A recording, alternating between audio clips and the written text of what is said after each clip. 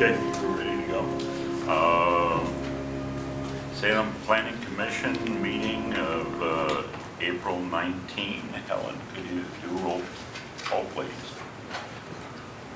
Commissioner Lewis, not here, excused. Commissioner Levin. Present. Commissioner Fox. Here. Commissioner Fry. Here. Commissioner Gallagher, not here, excused. Commissioner Goss, not here at the moment. Commissioner Schmidtke. Here. We have a quorum. Thank you. First item, any communications from council, boards, commissions, agencies? Any participants? Okay. This is the first opportunity for appearance of interested citizens. Do we have anybody here to present on anything other than the agenda items? Pardon? Either than the public hearing. Thank you.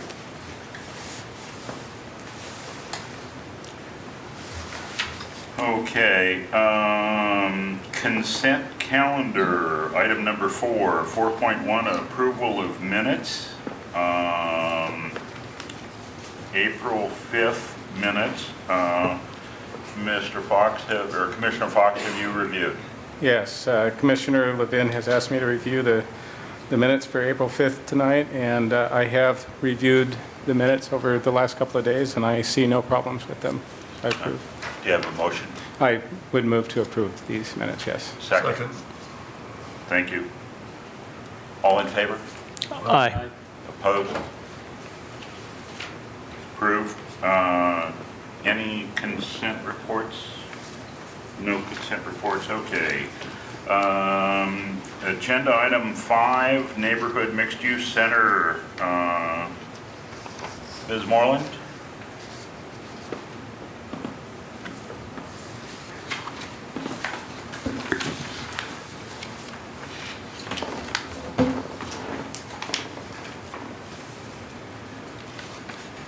Good evening.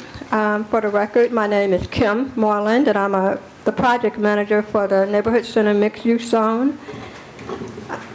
Tonight, Bryce and I will present the UDC version of the NCMU zone, and I will present a brief summary of the background while Bryce will discuss the key elements of the updated NCMU zone. You should have two versions of the NCMU zone. One is a document dated for August 2nd, 2010, which includes the approved changes by the Planning Commission on July 20th, 2010. And you should also have the NCMU zone chapter and the master plan application chapter. Also, there's a supplement document that you was provided with tonight that summarizes the submittal requirements for the master plan components. Because it's been a little while since we met and discussed the NCMU zone, we thought it would be a good thing to kind of go over the background. As you know, this project was initiated in the spring of 2008. The Salem Planning Commission initiated this project to implement the adopted West Salem Neighborhood Plan recommendation to create and apply a mixed-use center on a Pacific property in West Salem. Although inspired by the West Salem Neighborhood Plan and planned for initial implementation in West Salem, the NCMU district was written to be applied to sites citywide, subject to location and site size criteria. Since the inception of this project, community outreach has been an integral part of this planning framework. The initial public engagement activity was focused on the West Salem community because the initial implementation of the zone was to be applied to a site in West Salem. During this early phase of the process, public engagement included a project management team, stakeholder interviews, presentation at West Salem Neighborhood Association meetings, and 2 community forums in West Salem. Later in the process, the emphasis of the zone shifted from West Salem to a citywide application, And the Planning Commission wanted to ensure that all the citizens were aware of the new zone. At that time, the Planning Commission directed staff to conduct 3 additional community forums prior to the public hearing and to hold forums in strategic locations throughout the city of Salem. The Planning Commission also participated in a joint work session with the City Council to discuss the key elements of the new proposed zone. The 3 community forums did not result in the feedback that we wanted. So to ensure that the citizens had additional opportunity to participate in the land use process, the Planning Commission decided to schedule a public hearing, decided to delay the public hearing and direct staff to conduct a televised public meeting at the next scheduled Planning Commission meeting. And that was the first of its kind. It was the first time that the Planning Commission had televised the meetings. And that was one of many firsts in this planning process. Public input and engagement in this effort guided amendments to the proposed new district.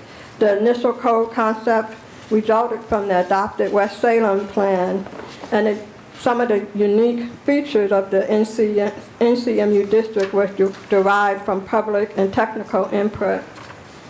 On July 20th, the Planning Commission voted to forward the proposed NCM district to the City Council for review and adoption. And since that time, planning staff and legal counsel decided to revise the NCM zone to reflect the Unified Development Code format. The process was somewhat delayed because other code amendments took precedence over the NCMU. And so tonight, Bryce will kind of provide you with key highlights of the zone. And we recommend that the Planning Commission take the proposal under advisement. And at the May 3rd meeting, we suggest that recommend that the Planning Commission either forward the proposal onto the City Council or schedule a public hearing. In either case, we do anticipate that the City Council will hold a public hearing. So next, if you don't have any questions, Bryce will provide it. Any of the Planning Commission members have any questions for Ms. Moreland?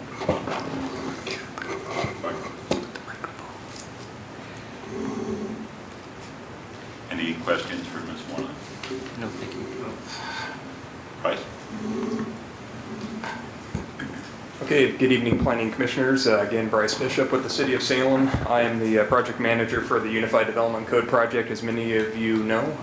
The new commissioner here, obviously he's been to a couple meetings and knows that. And so, as the Planning Commission has walked through this, the UDC format, there's for the UDC code project, there's a format to the chapters that's come about, and when we first received the previous version that the Planning Commission looked at, since we're going through this Unified Development Code project, and we had the format now established, which wasn't established at the time the zone was first adopted, we felt that instead of having to come back to this zone at a later time and do drastic, format changes to it through the UDC process, since we had the structure in place, we thought it'd be a good idea to try to get the majority of the reformatting done now before it went to back to the Planning Commission and to the City Council for hopefully eventual adoption.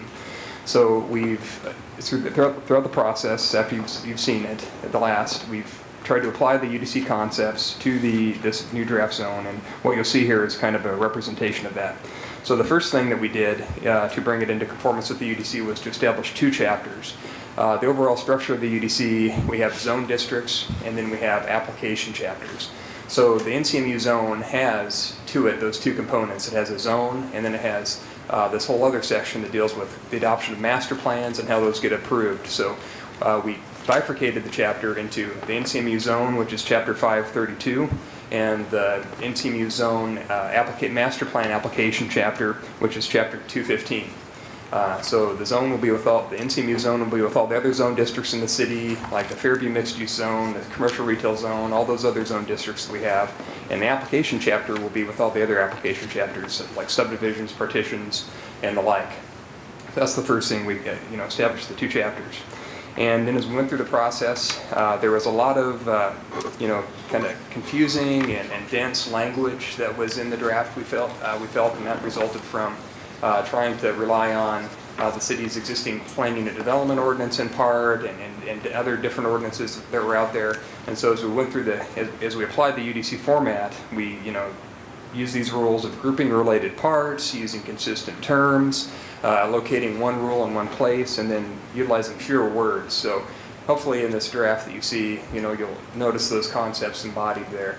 And then we've also incorporated more user-friendly tables. The original draft didn't have any tables, so we tried to incorporate those where it made sense. And largely those deal with land use, permitted uses in the zone. But there's also a table in the application chapter that identifies all the components that are part of a master plan approval. And so we just hope that helps and makes it more clear than what was previously approved or looked at.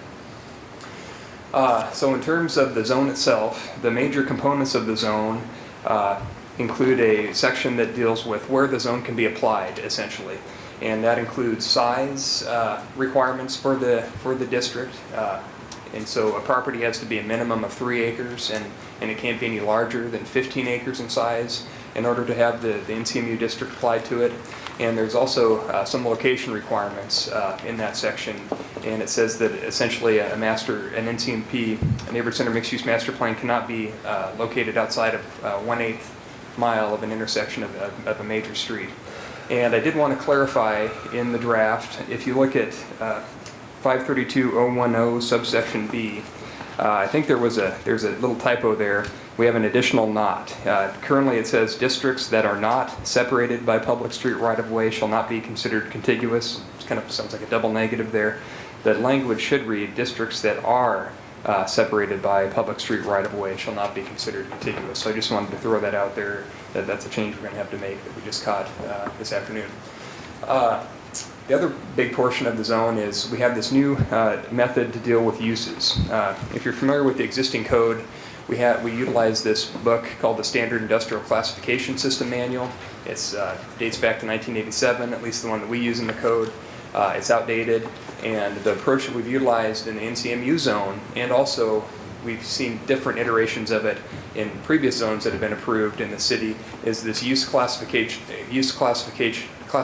approach.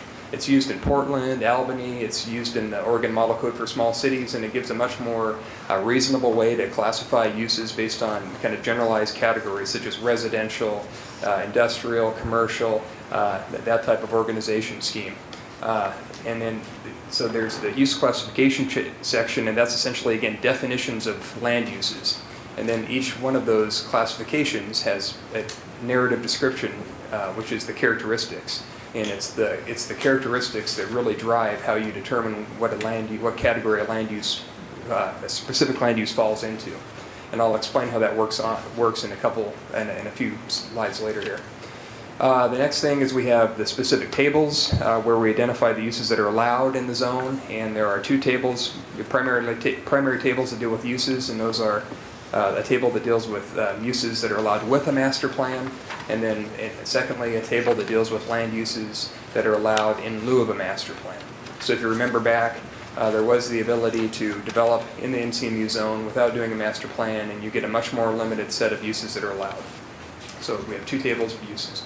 And then finally in the zone we have a set of development standards that apply to development in lieu of doing a master plan. If you're going to do a master plan, then you're going to go to the application chapter, and that'll specify the standards that will be applicable to you. But if you want to go the route to not develop as a master plan, then there are some standards in the zone chapter which are pretty much consistent with the RS zone. But there are some differences there that are the same as the previous draft it had in them. So in terms of how the use category approach works, first of all, you need to determine what kind of use you want to do. So let's say in this example, I wanted to do multiple family. And so then the next step, you're going to want to determine which category that use fits into. So you're going to go, if you're looking at the zone chapter, you'll go to page 2 of the zone chapter under 532, and you'll see that there's this category called residential. And then there's a characteristics description of what it means to be residential. And then there are also some examples of typical uses that fall within the residential category. So if your proposed use is multifamily, you look at the characteristics, it does fit within the characteristics of a residential use. And then, so you know it fits there. And then you need to go to the table. And the table is where you're going to find out if you're allowed or not. And so up here on the screen, I have just a small portion, just couple rows of the table that's in the zone. But in the multifamily example, you'll see that it's under the residential. Oops, let me go back. It's under the residential use category, so you see multiple family there. And then the next two columns are whether or not it's allowed inside the core or outside the core. And as you'll see here, multifamily is allowed inside the core. And then the last column is a limitations and qualifications column. It essentially serves as a footnote. If you look at other jurisdictions' codes in their table, they'll have footnotes, and they require you to go to the end of the table, and it can get really complicated and confusing. With the UDC, we wanted to keep any qualification or limitation or unusual requirement that's associated with it in the same row and in the same place, so it's easily understandable. So multifamily, it's allowed in the core, but it's only allowed in a mixed-use building above ground floor commercial office or institutional uses. So that's the extent that multifamily is allowed. Then going on to the master plan chapter, which is chapter 215, the big concepts there are that there are 3 classes of master plans. Class 1, 2, and 3, those are representative of the types of master plans that were originally approved by the Planning Commission in the earlier draft. There are 5 components of a master plan, and these components come from a combination of the submittal requirements. Well, really, they just come from the submittal requirements that were in place in the previous version of the draft. But we've grouped them and made them more clear and given them a name. Then we have the submittal requirements that are organized by the component type. There's development standards, approval criteria, and then there's procedures for amendments, either a major amendment or a minor amendment. So in terms of the classes, Class 1 is development of an NCMP master plan for the entire district. So this box up here could represent, the maximum 15 acres. So when you come in for a Class 1, you're going to show, how the entire site is going to be developed. And then you get that approved, and then you come in and do your development. That's if you really know what you want to do up front, and you're going to kind of take it down all in one, fell swoop. Class 2 is the type of neighborhood center master plan that's phased, and so you start out with your first phase, and then you come in for separate approvals for subsequent phases. And then you have Class 3, which is development of a district through the sub-area approach. Sub-area is similar to phasing, but except the big difference is that sub-areas are non-binding and phased developments are binding. So when you come in for a phased, you're showing a phasing plan in your development plan for everything, and it's binding, and if you're going to change it, you have to do an amendment. If you're going to do a Class 3, which is a sub-area approach, you have to do a concept plan, which is a non-binding plan that establishes kind of the general vision for the property, and that this proposed sub-area will work will work if the rest of the site were developed the way it's shown on the concept plan. But when you come in for your next sub-area, you can change that concept plan and do something different. And as long as you provide an updated concept plan. So the big difference is Class 3 is non-binding, and Class 2 is binding. Then the components of the master plan, there's the development plan, which is kind of the broad plan for the entire district. There's a detailed plan, which gets down to the specific building elevations that will be proposed within the development. There's a design guidebook that provides the overall vision for the design vision for the site. There's a phasing plan, and then the concept plan. In terms of the components, how they fall out by class, Class 1, you have to have a development plan, which is the broad plan for the entire district. You have to have a detailed plan for the entire district, and you don't need to have anything else because you're showing everything you need to develop the site with that application. Class 2, it's different in that you show a development plan for the entire district, a detailed plan only for that first phase, a design guidebook for the entire district, and a phasing plan for the entire district. So the design guidebook and the phasing plan are regulatory for subsequent phases. So when the next phases come in, we're going to review those subsequent phases for conformance with the design guidebook and the phasing plan. And then for class 3, the sub-area approach, you have to have a concept plan for the entire district. A phasing plan isn't applicable. You have to have a design guidebook for the entire district. And then you have to have for each sub-area, a development plan and a detailed plan. And then when the next sub-areas come in, you're going to have another development plan and a detailed plan. And then the only thing that will be reviewed against will be the design guidebook, because that's the only thing in a class 3 that would be binding for subsequent sub-areas. So here's just a quick few flow charts here of how the approval process would work. For a class 1, you get your NCMP approval for the entire district, and then you come in and get your site plan review and then building permits. It's the simplest process. Class 2, you get your NCMP approval for the first phase, and once that's approved, you can come in for your site plan review and building permits for that first phase. For subsequent phases, you have to come in and get a separate Type 2 review, which is administrative. It's at the staff level. And then once that's approved, then you can go on to your site plan review and building permits. And then for class 3, you get your NCMP approved for the first sub area. And then after that, you can come in for your site plan review for your first sub area and get building permits.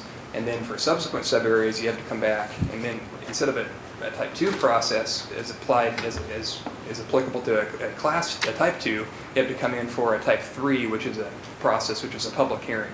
And the difference in process between 3 and 2 is there because the level of detail that's required for a phasing for the class 2 phasing approach is binding, and there's more detail required. For the class 3, it's not binding, so that's why you have to come back for a public hearing for the subsequent sub-areas. So there's the process difference there. And real quick, in terms of development standards, they're in the chapter. They're organized into 3 types. There's standards, guidelines, and applicant-determined standards. A standard is just a standard that we establish in the code that the development that the plan has to meet. There's a guideline, which is a requirement where a standard is set in the chapter, but the applicant can propose an alternative to that standard if it meets the intent and purpose of the chapter. And then there's an applicant-determined standard that we don't establish a base standard, but we think it's important enough to require that the applicant submit something to address it. Lot area is one of those. We don't specify a minimum lot size in the zone, but we do tell the applicant that you must provide your minimum lot standards for the master plan. And in terms of how these standards apply, they're based on the standards apply to development plans and to detailed plans. And there's also a section on general development standards that apply elsewhere in the code, such as landscaping, Chapter 132, tree preservation. And that's a typical thing you see in all of our chapters, reference to additional standards in the code. But when you look at the standards section, they're organized based on whether they're development plan standards or detailed plan standards, and further, whether they are development plan standards that apply throughout the district, whether they're development plan standards that apply just in the core, or whether they're development plan standards that just apply outside the core. So we really went through and tried to organize the development standards where they weren't really organized that well before and make them, hopefully very clear. And to conclude, I just wanted to point out a couple key changes that we made, in putting this into the UDC format. Is one, that we eliminated the requirement to have a tentative and a final plan approval for the NCMP. We made it consistent with other master plan chapters or other chapters in the code that require similar types of approvals, like the Fairview mixed use zone. All we require here is to just get one master plan approval. You don't have to come in for tentative and final. You just get your master plan approved. And if you want to propose something different in the future, there's an amendment process to address that. We clarified the review process for the review of subsequent phases and sub-areas in the Class 2 and Class 3 approaches.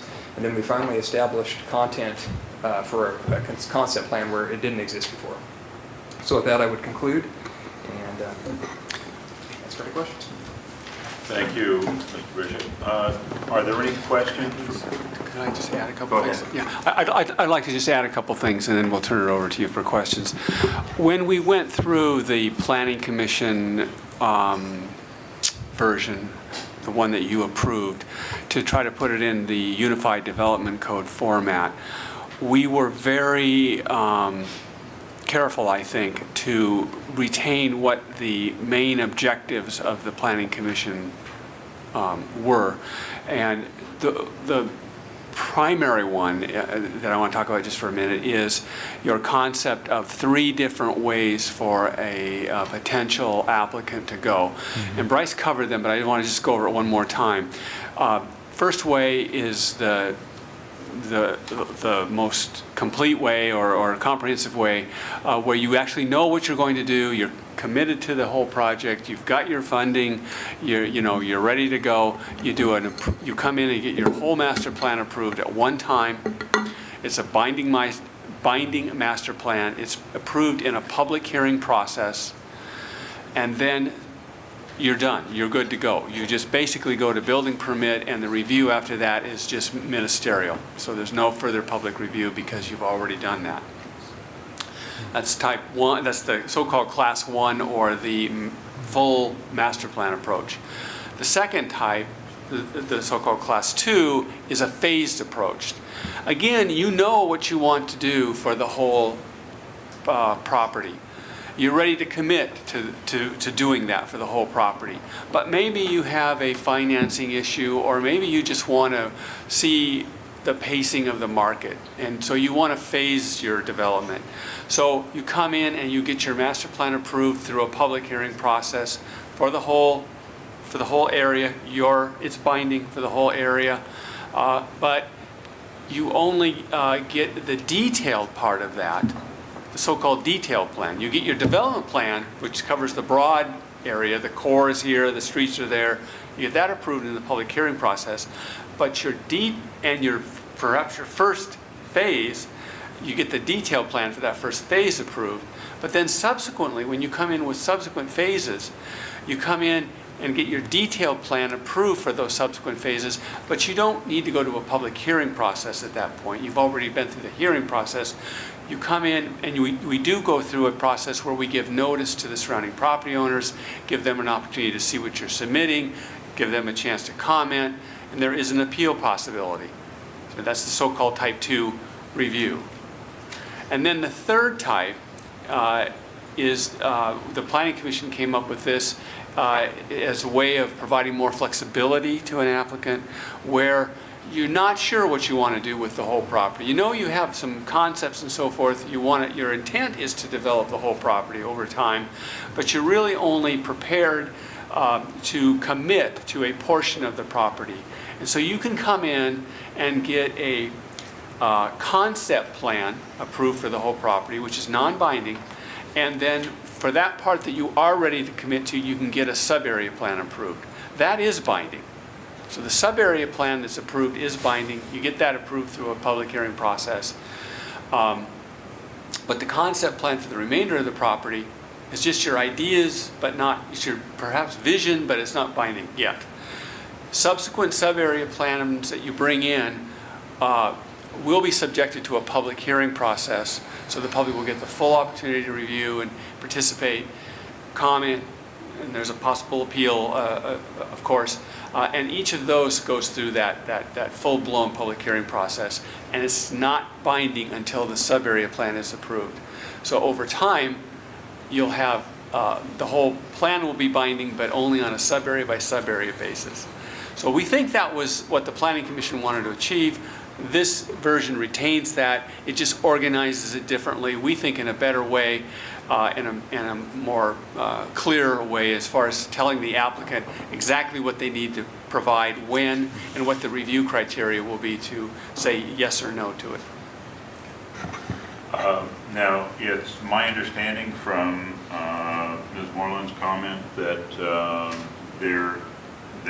the recommendation for the Planning Commission to pass this on to the City Council is, her suggestion is that it be delayed until the next meeting? Right. We're suggesting that since you haven't had this for very long, and it is complicated, that you might want to take the next couple weeks to review it, and then come back at your May 3rd meeting And if you're comfortable at that point, we see you have a couple options. One option would be, if you're comfortable that it reflects what your intent was, just send it on to the city council. We anticipate the city council will hold a public hearing on it. The second option would be if you think that you would benefit from additional public testimony, then you could schedule it for a public hearing, have your hearing, and then make a decision as to whether to send it on to the city council or not. All right, thank you. Commissioner Goss? Does that include the option that we can amend this before we pass it on to city council? Can we? I believe it does. If you have suggested changes, yeah, we would like to hear those, yeah. Okay. I believe that could be discussed either at this meeting or at the next meeting prior to the time that a motion is made to move it on to city council. And from what Mr. Gross said, then we can also take the position that we would like to have another public hearing or open it up to additional public testimony if it seems appropriate at that time. Go ahead. So there's one item I'd like to discuss in the future, but Chapter 164 in page 22, top of the page where we limit the structures to 30,000 feet.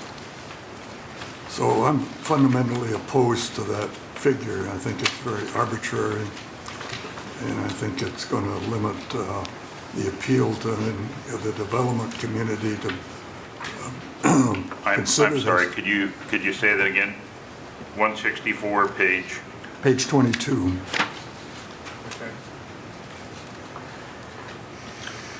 So, item number 5. M5, top of the page. Yes. Ground floor area of individual structures shall not be greater than 30,000 square feet. Anyway, I think that's too low. And maybe for the benefit of the commissioners, I wonder if Bryce could review as to what's the previous action on that and how the commission came about to choose that 30,000 foot figure. I happen to know that after last meeting on July 20th, the Planning Commission voted to reduce the square foot of the building footprint from 50,000 to 30,000. And that was one of the items that was specifically addressed at that meeting. And that was the vote by the Planning Commission at that time. Okay. So I'd like to suggest that that be raised to 45,000 square feet. And I suggest we discuss that at the next session.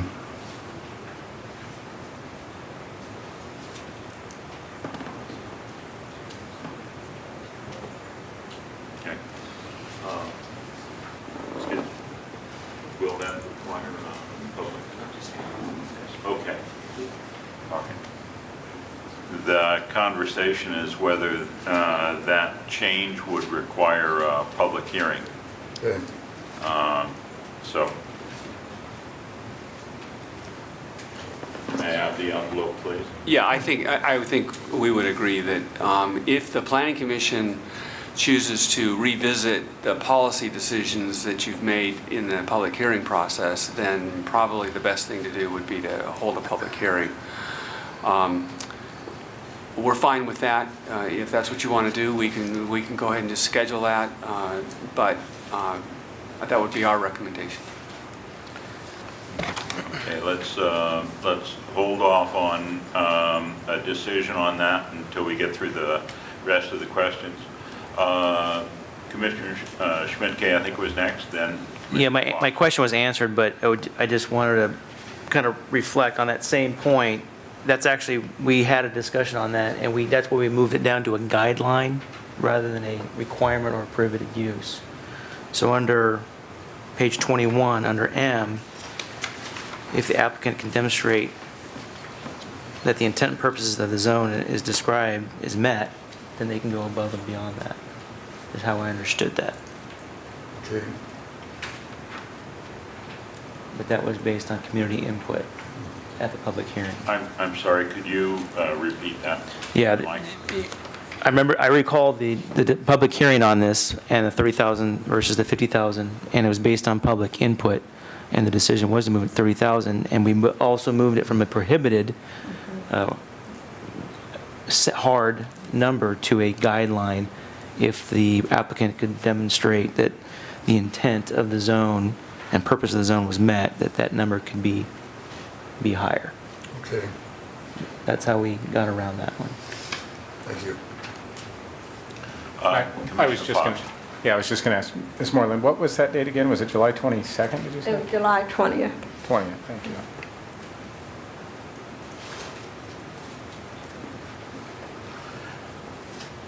Commissioner Fry? Being new to the Planning Commission, can you, Bryce, can you give me a little bit of an overview of why we're doing this? I mean, I'm understanding that it's a mixed use. Does this then make other codes or other zoning not apply if you go for this, or If what's the intent? Well, there was a desire to, I think, and correct me if I'm wrong, Glenn and Kim, there was a desire to create a zone that was, that would allow something more than, I guess, the current zone districts in the city allow, and to be applied throughout the city to, in areas, for instance, West Salem was the first area where you can have a compatible mix of commercial and office and residential use to provide services, to neighborhoods. And we don't really have a zone that reflects that or achieves that goal. And so there was the project to create this zone, and that's where we're at, is with this zone, and it went through the process. And then the whole thing about the UDC is just to make it so it fits with the future code. Commissioner Fry, if I could think back several years, to go back to 2006, because that's about when this idea first started germinating. And you recall that we were seeing rapid development in Salem, especially in the form of single-family subdivisions. West Salem, South Salem, we were processing them several times, several plats a month. And we were creating in West Salem in particular a fairly homogeneous land use pattern with a lot of people living in single-family homes having to drive far to get basic services, either down to Wallace Road or Edgewater, or most of the time perhaps across the bridge for certain of those services. And so the thought was, we still had some vacant land, to see if there was interest in finding a property owner that would be interested in trying something different, and in the way of a more compact development that would be more walkable and that would have services nearby, so folks didn't have to get in their car and drive for everything. And so we went around and talked to several property owners in the West Salem area to see if we could find anybody that would be interested in having this zone created and applied to their property. And we found the Bone Estate family was interested in talking with us, and so we pursued that with them, and eventually they decided they were interested enough to see if this would work. And then we went ahead and created the zone. Well, by the time we created the zone and got it to the Planning Commission, the economy changed on us, and so it's probably hard to remember, but there was a time when we were really worried about running out of vacant land to apply this new zone. Then, as Bryce was saying, we created it, but after that, we developed the Unified Development Code format, and so we've been spending the past several months translating it into that format. Again, though, I want to reiterate for the Planning Commission, we think that, for those of you that were on the commission at the time, we think that we've retained your objectives, your policy objectives that you decided at that June 20th meeting. We think we've still retained that in this version. It's just a different format. Go ahead. All right, so this would apply whether it's a single-family zoning or a multifamily zoning or even a retail, commercial zoning? This would fit over all of those zones or no? You'd have to go through a zone change to apply it to the property, and it would replace the existing zone. But it can be applied to any zoning at this point? Yeah, based on the locational, based on the intersections, major intersection spacing. Okay, that was my question. Thank you. Commissioner Fry, some other historical perspective, when the process eventually got to the Planning Commission, it was specifically created and designed for an individual property, as Mr. Gross mentioned. The Planning Commission at that time took the perspective that it didn't seem reasonable to create a single zone or a mixed-use zone that would then only be applicable to a single location when, if it was appropriate, it should be available community-wide.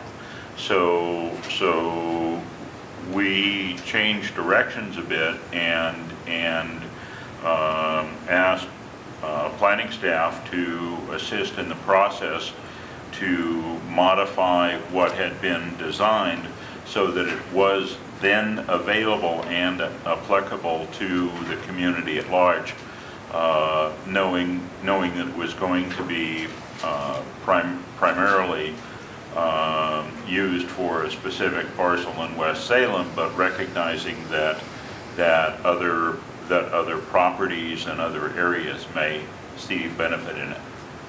So that was the concept behind the process, and what has been done now is that it has been taken forward from the old style to the new uniform code revision process, and this is the format that would then move forward if the commission approves it.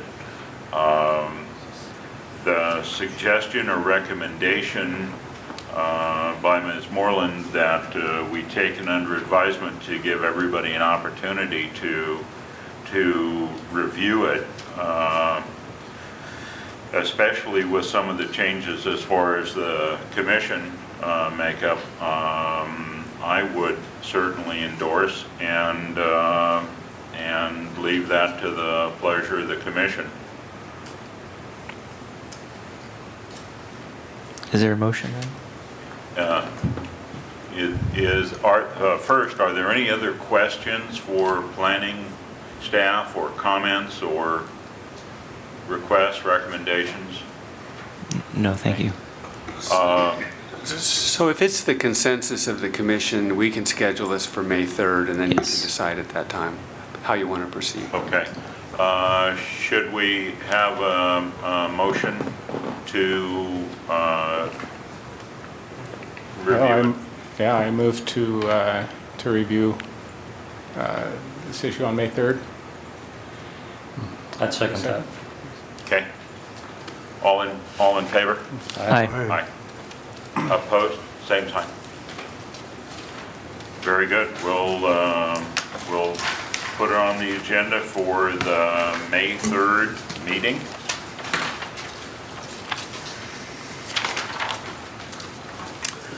Okay, the next item, 6.1, is a public hearing. And prior to that, I would like to note for the record that it is possible that the individuals I had, have, or could have a business relationship with may be participating in tonight's decision-making process.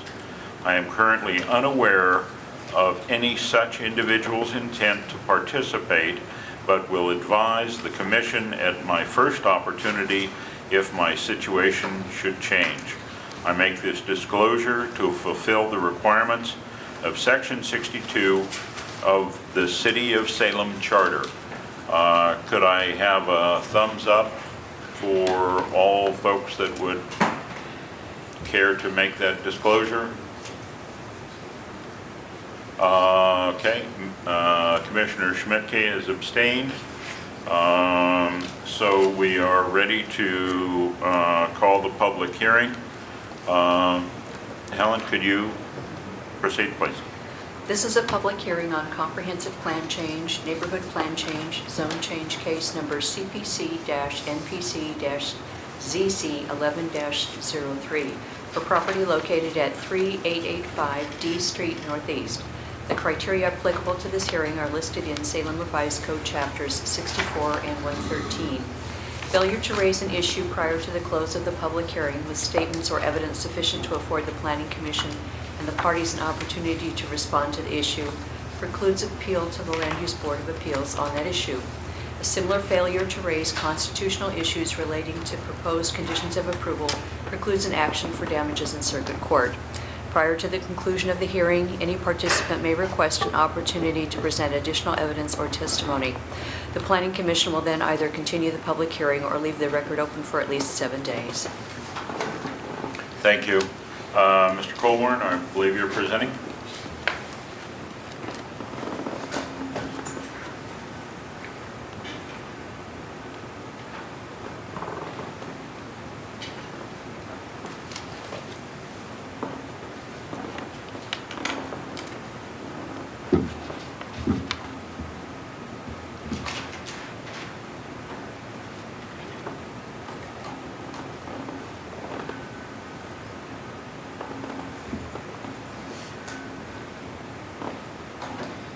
Good evening, Commissioners. My name is Brian Colborn. I'm with the Planning Division of the City of Salem. And this evening I'm going to be giving the staff report for comprehensive plan change, neighborhood plan change, and zone change 11-3 at 3885 D Street Northeast. This application was submitted in February, deemed complete in February. The necessary 45-day notice was sent to the DLCD, the state, and the hearing this evening was noticed to surrounding property owners, sent by mail, as well as posted on the property. The request before you this evening is a three-part request to first change the comprehensive plan map designation of the subject property from single-family residential to commercial. Also, consistent with that, change the NESCA, Northeast Salem Community Association neighborhood plan from single-family residential to office, and then finally to change the zone district from RS to CO, commercial office. And this slide shows the location of the property. This property is on the corner of 39th Avenue and D Street Northeast, between Lancaster and Interstate 5. It is across the street from Lancaster Mall. And there is a 0.27 acre site with an existing single-family dwelling of 1,500 square feet. This slide shows the existing zoning and the surrounding zoning pattern for the vicinity. As you can see, it's zoned RS currently. There's a mixture of CR, CO, and RM2 surrounding the property on the south, east, and west. And then this slide shows the comprehensive plan designations of the surrounding properties. And then this slide shows the NESCA plan, which is the adopted neighborhood plan.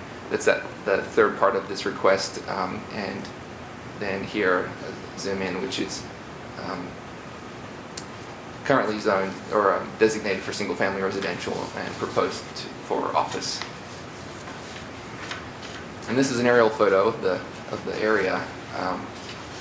Now this area in pink here, I've shown the area which is currently single-family residential use in this little pocket of NESCA that is between I-5 and Lancaster Drive, and it's historically been a single-family neighborhood. There is a trend that has slowly taken place over the last number of years for the properties along the north side of D Street, which this property is a part of, to convert to non-single family uses. And really this trend you could say started in 1986 when McDonald's expanded its parking lot all the way to 39th, which is across the street from the subject property, with a zone change request to CR. And then more recently, there was a conditional use application in 2008 to allow a beauty salon within the existing single-family RS zoning, which is permitted through the conditional use permit process in the RS zone, and that subsequently that beauty salon has been in operation since that time.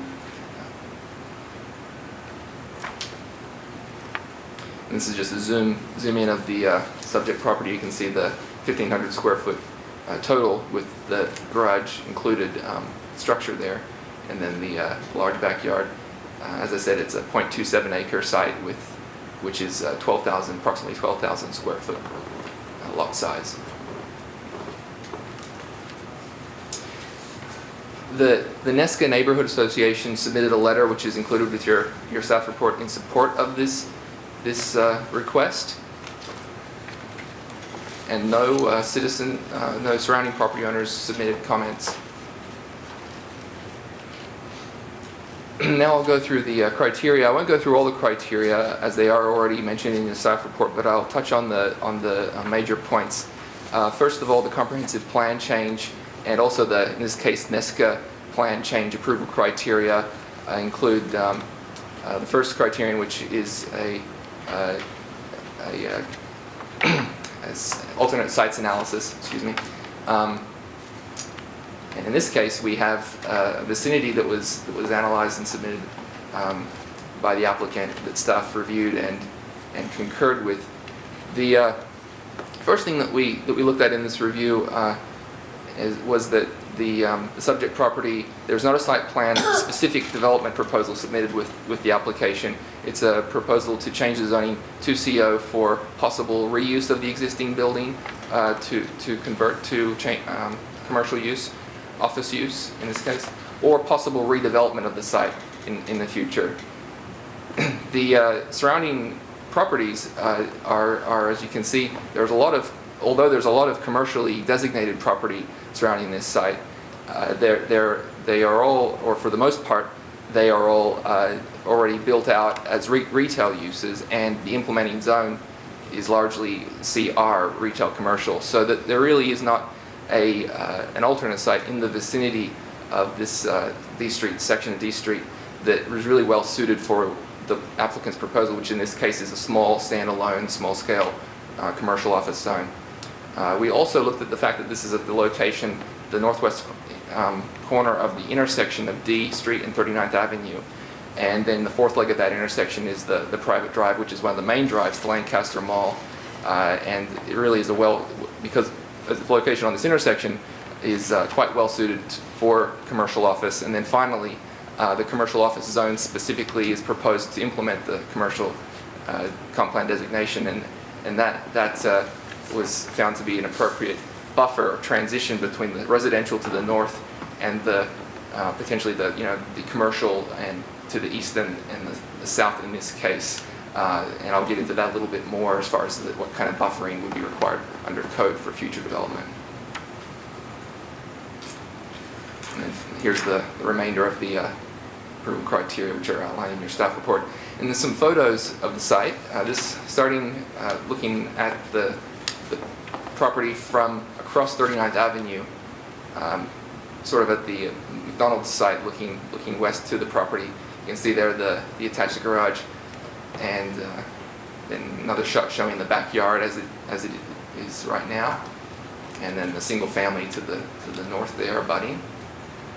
And then this shot shows the subject property from south, from Lancaster Mall, looking north across D Street. And then this is from the subject property looking north along 39th Avenue. And then from the same location, south along 39th Avenue to its intersection with D Street and Lancaster Mall beyond. And then further to the west now, looking along D Street, you can see I-5 there in the distance, and Lancaster, and then the beauty salon and mix of uses, which I'll cover in a little bit. And then from that same location in front of the property on D Street looking towards Lancaster Drive to the east. And here we can see that same shot looking down D Street, the other side of D Street. And then from the subject property looking directly east, this is a vacant property that's single family currently, and then just next to it you see that extension of McDonald's with the parking lot expansion that was previously done. And that's just across the street from the subject property. And then a couple more shots of Lancaster Mall, just looking across the street from the site. Then a zoom in of the building. And moving on to the zone change approval criteria. The zone change approval criteria looks at whether or not the proposed zoning is supported by is consistent with the goals and policies of the comprehensive plan. And staff reviewed that there are several factors that it points to specifically, the criteria point to specifically that the Commission is to evaluate for a zone change request, whether there's the existence of a mistake in the compilation of the map. We did not find any such mistake. If there's a change in the social, economic, or demographic patterns of the neighborhood or the community, a change in the conditions of the character of the neighborhood. And I want to just focus on those two for just a moment. Now, this is a photo looking north along 39th Avenue at the typical single-family vicinity just north of the site. And then this is a shot looking just across D Street from the site, looking to the north or to the west. And you can see here these conditional use beauty salon just right next door to this site from 2008. A little further down there is a mixture. The north side of D Street at this location is characterized by a mix of uses. Closest to I-5 there is actually multifamily, some larger developments. There is a social services sort of a group home that's located just a block to the west. And then you come to the beauty salon. And between those there are several remaining single-family dwellings. The trend, however, for at least the northern section of these lots right along D Street has been a trend over time from just being an extension of the single-family neighborhood to being really a distinct buffer and a set of distinct uses. And so the change in the character of the conditions of the neighborhood has been slow, but has definitely moved in that direction. And as a result, it really creates pressures on the existing. It would be logical, and staff finds it would be that it would create pressures on the existing property owners of single-family uses to potentially look at other uses that may be more feasible for the upkeep of in the future of this stretch.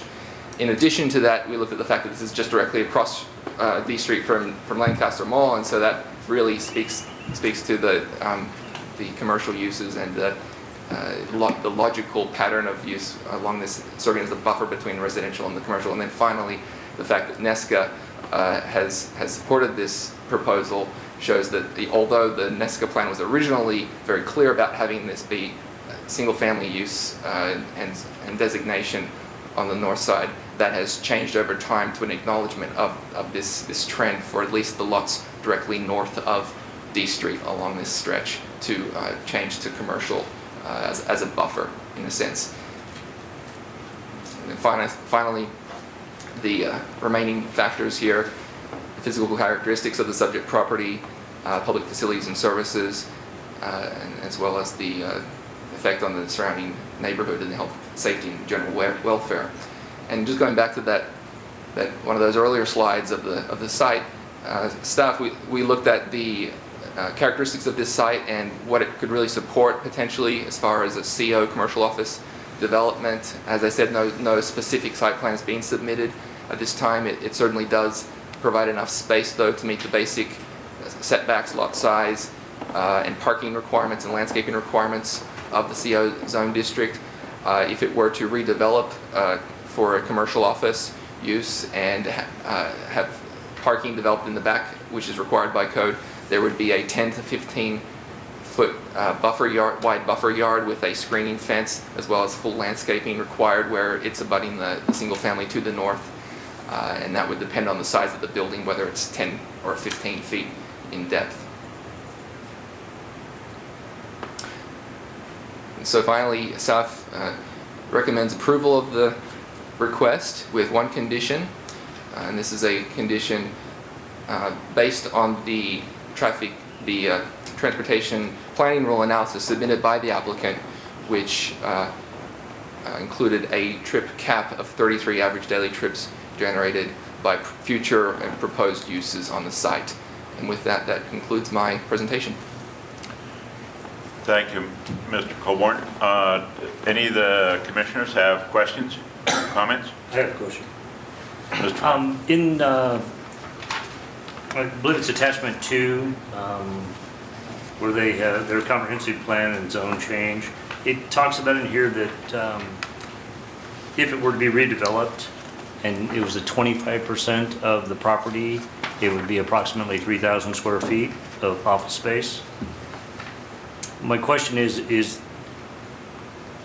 with the zoning that we're giving them, they could actually do quite a bit more than that? They could do multi-story, or is that correct? And how would that affect? Right. The 3,000 square foot is, and I'll also defer to the applicant's representative to speak to this too, is based on an assumption of a typical office build out with 25% of the lot area being dedicated to lot coverage for floor space for the building.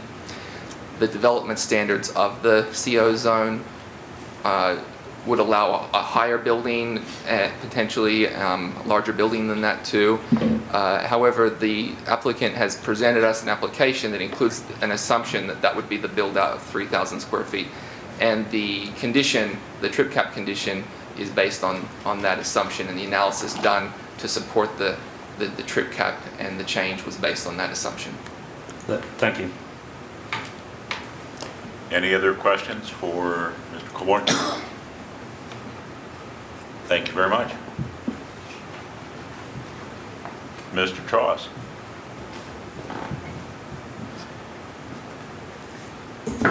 Thank you. President Levin, members of the Planning Commission, good evening. Jeff Tross, Land Use Planning Consultant, 1720 Liberty Street Southeast, Salem 97302. Here tonight on behalf of the applicant, Parviz and Maudie Samai, and Mr. Samai is with me in the audience this evening should you have questions specifically for him. We appreciate the very thorough staff report. To summarize some of the most important factors about this property, it is surrounded on 3 sides by existing commercial development, Lancaster Mall to the south, McDonald's to the east, and a salon that operates under a conditional use permit immediately to the west. The property is located at essentially what functions as a 4-way intersection with D Street 39th and the major access driveway into Lancaster Mall. And I should add that D Street is classified as a minor arterial on the Salem Transportation Plan, which adds additional weight to the prospect of redesignating this property, since it's appropriate to redesignate properties to commercial use that front on an arterial street. This proposal is intended to promote renewal in this area. As you've noticed from the slides, the properties along the north side of the D Street frontage are generally in a state of some decline. Many of them have been converted between the area of I-5 and Lancaster Mall to uses other than residential use, whereas the main body of the residential neighborhood is to the north of the D Street arterial, and it's an interior neighborhood located along local streets rather than along the arterial frontage. So this proposal is intended to renew the D Street frontage in this area by encouraging new investment for small business. The property is in between major commercial activity as represented by Lancaster Mall and the McDonald's. The McDonald's is a very high traffic intensity activity, and its parking lot exits onto 39th Street directly across from this property. And the 4-way intersection with the Lancaster Mall driveway contributes to the intensive traffic location that affects this particular property.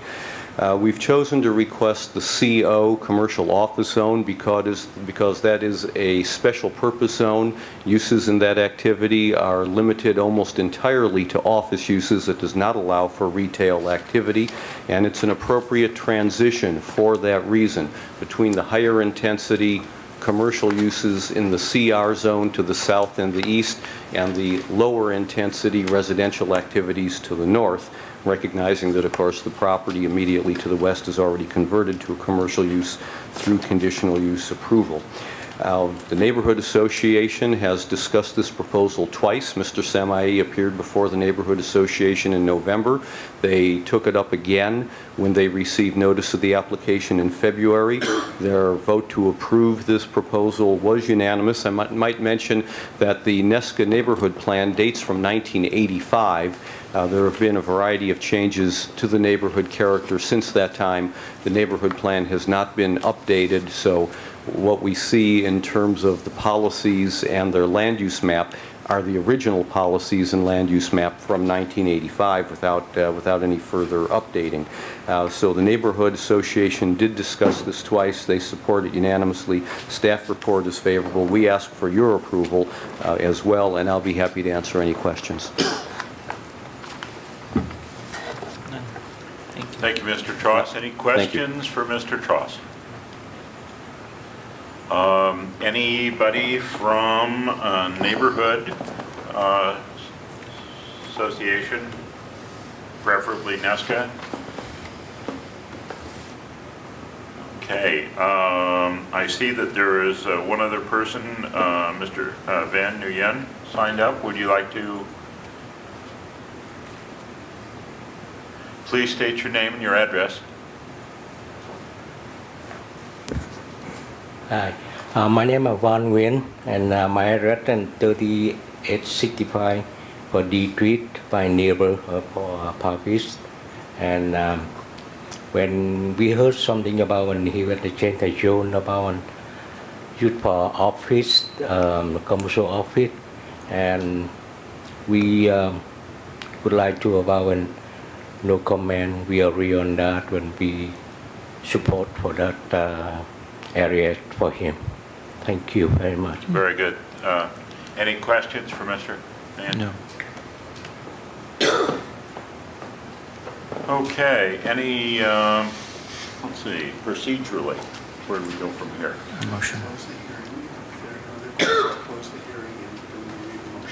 Oh, okay, all right. If there are no other comments, hearing is closed. Can we, Commissioner Fox, can we have a motion, please? Yes, I would move to adopt the report for staff recommendation with the conditions stated.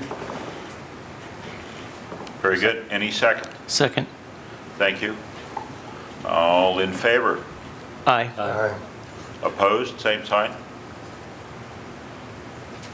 Okay, public hearing is closed. Excuse me, the public hearing is closed now. The debate, any comments, suggestions, recommendations?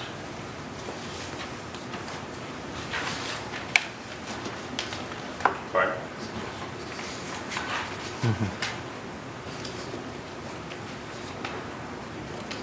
I don't understand. Okay.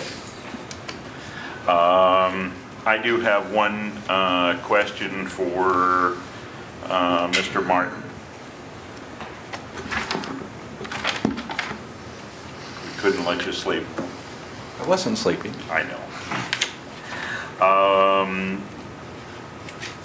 In the attachment from Glenn Davis, he goes through and makes a comment that I have a question about, and that's that on the second page under criteria and findings, it says spacing between access points, driveways, and streets shall be a minimum of 370 feet on center.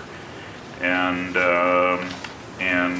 then the question that I have is, since this parcel is 76 feet on one side and 169 feet on the other side, where would the 370 come from?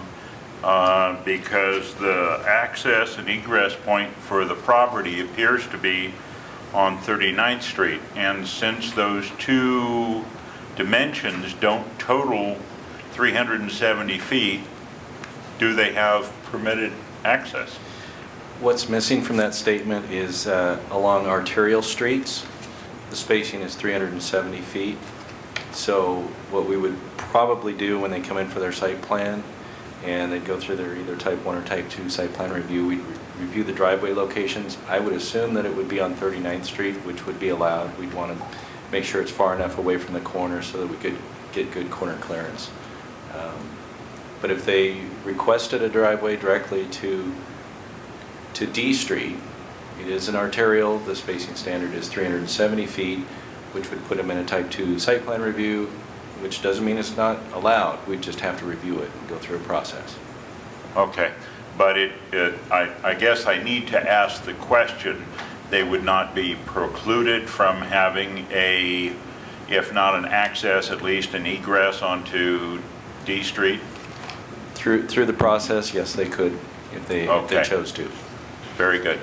But they will be permitted access and egress to the parcel? Yes. At some location? Okay. Yes, they will. Thank you. Okay, any other questions? I have a comment for the good of the order, if it's appropriate. Yes, I did notify the city council that I'm requesting a leave of absence. I want the record to show that I am being recalled to active duty for service overseas, and as soon as I get back, I'd like to resume my duties by the approval of the city council if they approve that leave of absence. Okay. Thank you. We will just wish you well. Thank you very much. Any other questions or concerns? Okay, we need a vote on the motion. We have a motion to approve. We did that?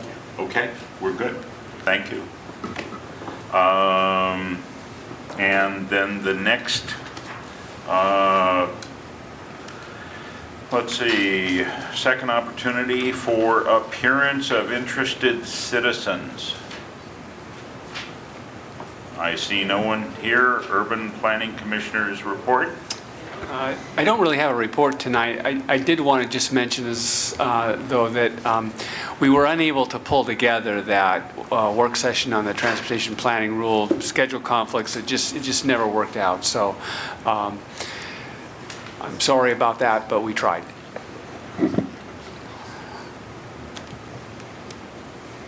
Okay. I don't have anything for the good of the order other than to say thank you for your forbearance and cooperation. It's my first time on the podium. So with that, we're adjourned. Thank you. All right. Well, Mitch, maybe we can Skype you in. Might have to. Okay.